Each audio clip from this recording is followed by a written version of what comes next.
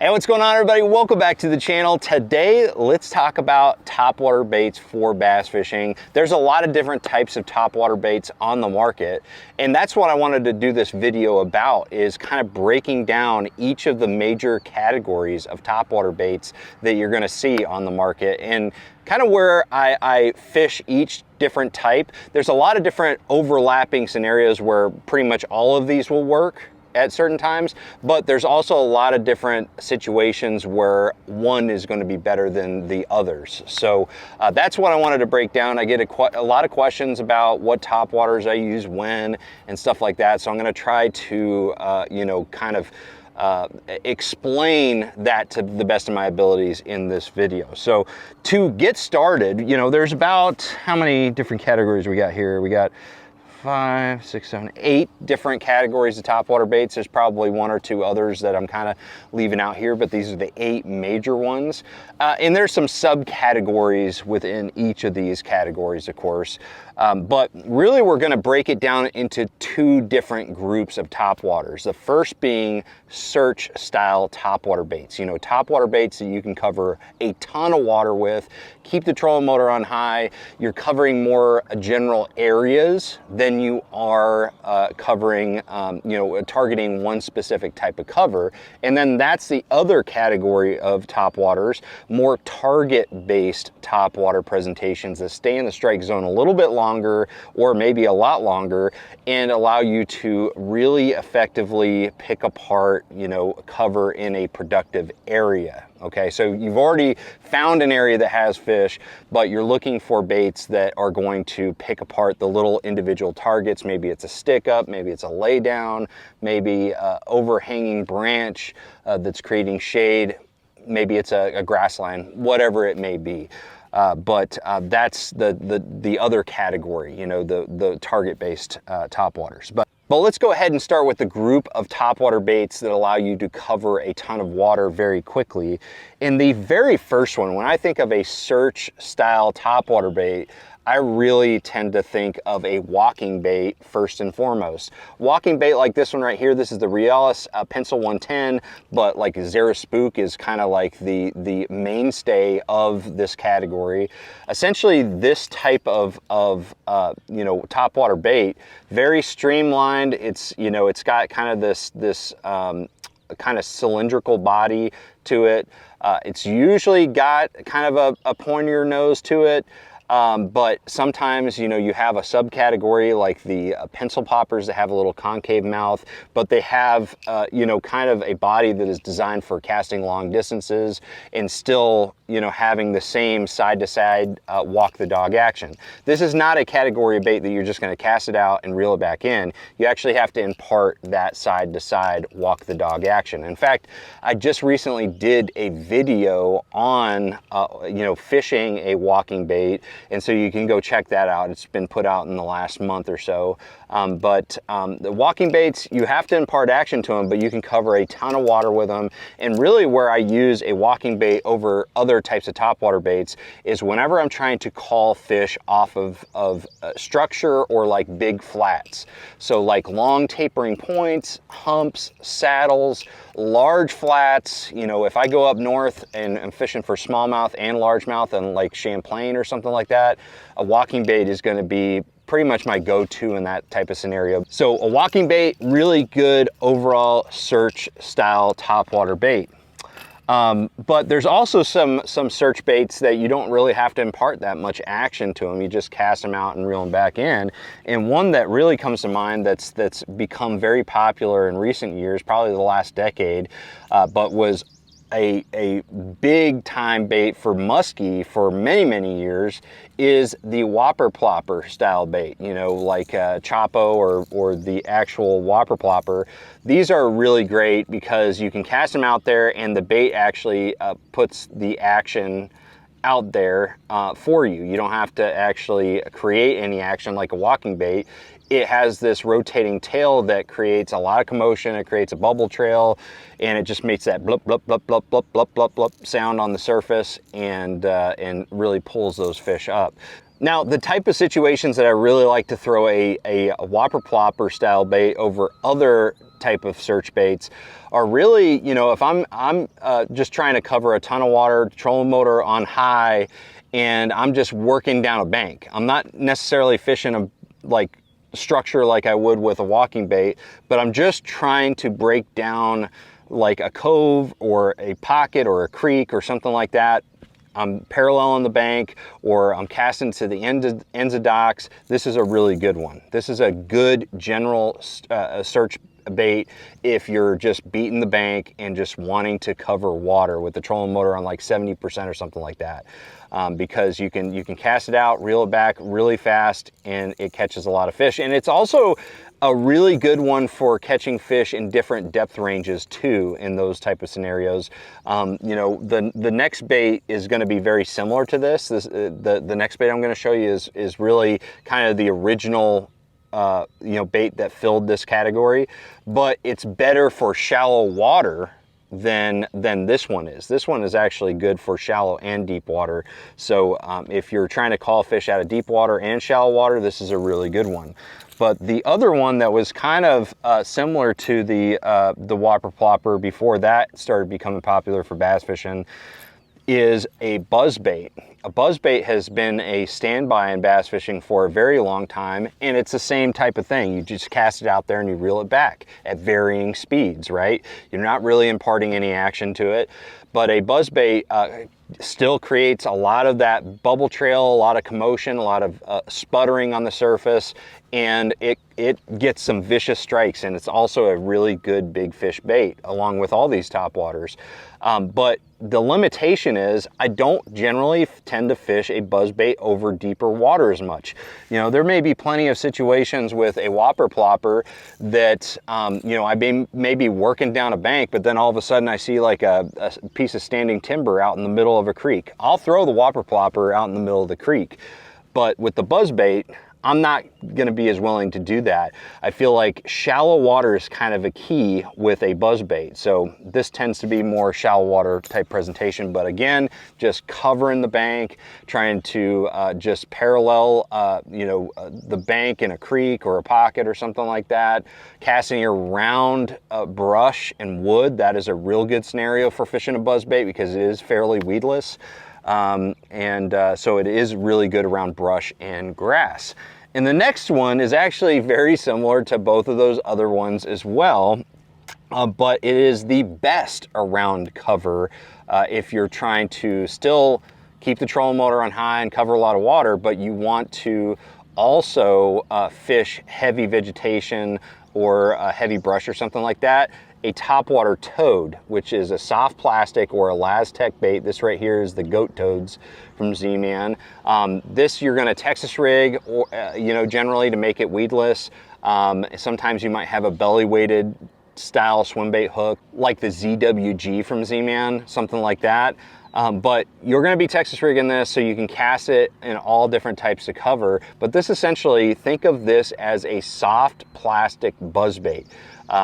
It creates a lot of kicking motion that really spits, sputters, creates that bubble trail. So it's very similar to a buzzbait. It's a little bit more finessey. It's not as loud, but you can work it in the thickest of cover. So if I'm fishing down in Florida and I'm fishing these large expanses of grass flats with emergent grass, a Toad is gonna be like one of the best topwaters for that scenario, for searching out the best areas, okay?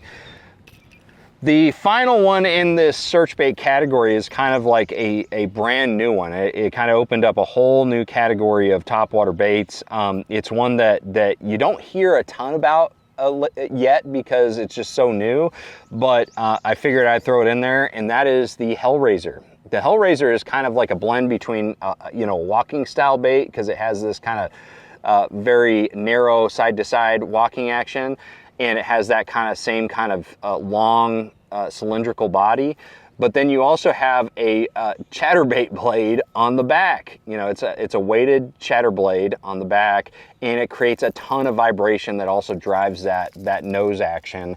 And this one right here is really good for the same type of situations that you would throw either a buzzbait or a whopper plopper, really just beating the bank, casting around, you know, you know, straight banks and things like that. Casting around cover, because that blade, especially in dirty water, is going to pull fish away from the cover more so than some of the other topwater baits out there, just because of that extra added vibration attraction factor. But this is a really cool one that I'm really starting to figure out where I like to throw it in. But it does have a lot of the same type of attraction features as a buzzbait or a whopper plopper, and I tend to fish them in very similar areas. But it's not weedless and it doesn't float, so you want to make sure that you're fishing around isolated cover, you know, not real thick cover because of those treble hooks. All right, so now we've talked about the search style topwaters. Let's get into the more target-based topwater baits. And some of these I've recently did videos on, including this one right here, the popper. Okay, a popping style bait. Popper is actually, the Pop R is actually the name of a bait by Rebel, the original Pop R. But the popper category is essentially just these shorter little baits that have this concave mouth. So it's almost similar to a walking bait, but it's got a very aggressive concave mouth on the front. And that means that this bait is gonna have limited forward motion when you work it. It's gonna stay in the strike zone longer, and it's really well suited. And I did an in-depth video on fishing a popper, but it's really well suited for casting at individual targets in fairly open water. So like on this lake before the grass started growing up, there was a lot of just isolated wood out in the water, and I could cast a popper to the side of it, not directly into it because you got those treble hooks that's just gonna snag on everything. But you can cast to the side of it and just work it slowly around that cover to trigger strikes. That's what a popper is really good for, is working in an area that you know has fish or you think has fish, and just breaking down little isolated pieces of cover, just casting at everything that looks good. All right, so that's where I fish a popper.